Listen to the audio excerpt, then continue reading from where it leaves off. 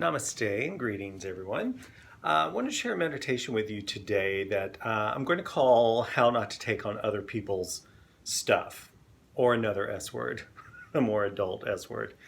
In times like this, we are looking for community. We're looking to vent. We're looking to commiserate. And it's a tricky water to navigate because you can sort of become a victim of, we'll call it emotional contagion, of where someone else's fears or someone else's worries kind of seep into you, where you weren't maybe even thinking about that. And all of a sudden you're like, that's all you can think about is that thing. So this meditation today is going to be a way to identify our own stuff and then offer peace to someone else and their stuff. There's a little bit of a hint of loving kindness meditation in this, and there's a little bit of owning up to your own stuff in this as well. And it's an easy practice to come to. I find it's something you can do while you're talking to someone, either in person or over video chat, or you can do after you leave their company. It's critical, I think, in this time of this Corona stuff of being able to find that line between empathy and compassion. Empathy, you're feeling what someone else feels, and that's great, and it's helpful when you're trying to offer someone comfort. But empathy is not something necessarily that we need to embody if it's at our own detriment. So if someone's in a panic and you're not, you don't need to be empathetic to that and take on their panic. What you can do, however, is offer them compassion and love. So that's what we'll do in this practice right now. So find your comfortable seat, whatever seat you normally take for meditation. I'm sitting cross-legged on a cushion. You could sit in a chair with your feet on the floor. And then your hands can rest in your lap. You can put them over your heart center. Let's let the eyes close down. And then take a deep breath in, feel your chest rise, and open your mouth, exhale. Let's do that a couple of times.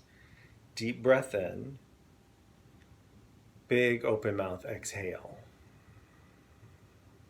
Now in this practice, we want to establish what we'll call our anchor. And this will be a physical place. So that anchor might be your sit bones on your cushion or on the floor. Your anchor might be the feeling of your feet planted on the floor. Or your anchor could be the feeling of your breath moving in and out of your chest. And this will be the place we come back to. This will be our center in this practice today. Then scanning your body, where do you physically feel stress or fear? Where does it manifest itself within your body? For me, it can be the brows, like bringing my brows together, clenching my jaw, a tightness in my chest, sort of that sour feeling in your belly, or even in a squeezing or clenching of the glutes. So as you pause your body and you identify if you're having any of these feelings, as you breathe in, imagine that you're sort of bathing that tightness with your breath. And as you exhale, feel it loosen.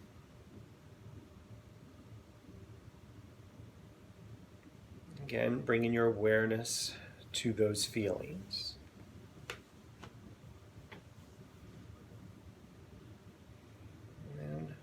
Come back to your anchor. Again, that could be the feet on the floor, your sit bones on your cushion, your breath in your chest.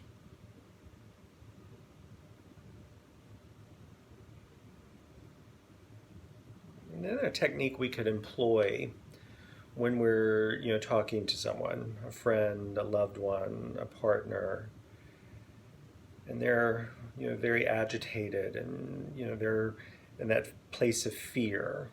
Rather than take it on ourselves, mentally we can see them. You could even say their name in your head. And you could borrow a slogan from the loving kindness meditation. May you be happy, or may you be healthy, One I like to use is may you feel safe. So let's sit, find our anchor. And it doesn't have to be a conversation that you had recently. It could just be one you've had maybe in the last few days, but see them if they were agitated and say their name. May you feel safe. May you feel safe. May you feel safe. And then identify for yourself, what does that mean for you? What does feeling safe feel or look like for you? So you embody the word. It doesn't just become a trite proclamation. And again, you could pick whatever slogan you like. May you be happy, may you be healthy, may you feel safe, may you feel secure, may you live with ease.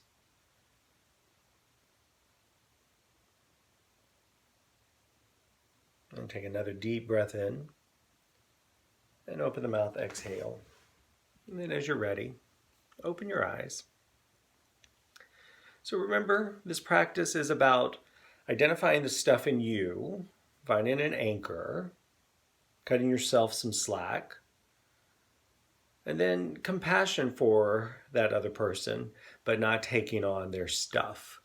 And again, this is such a helpful practice to do if you can just, while you're having a conversation, someone mentally, we talk about them in our heads anyway when we're having conversations with people, like, oh, that's an interesting outfit choice, or what are they doing with their hair? Or so, we have a dialogue going on in our head while we're talking to someone. So this could just be a feeling of, may you be happy, may you feel safe.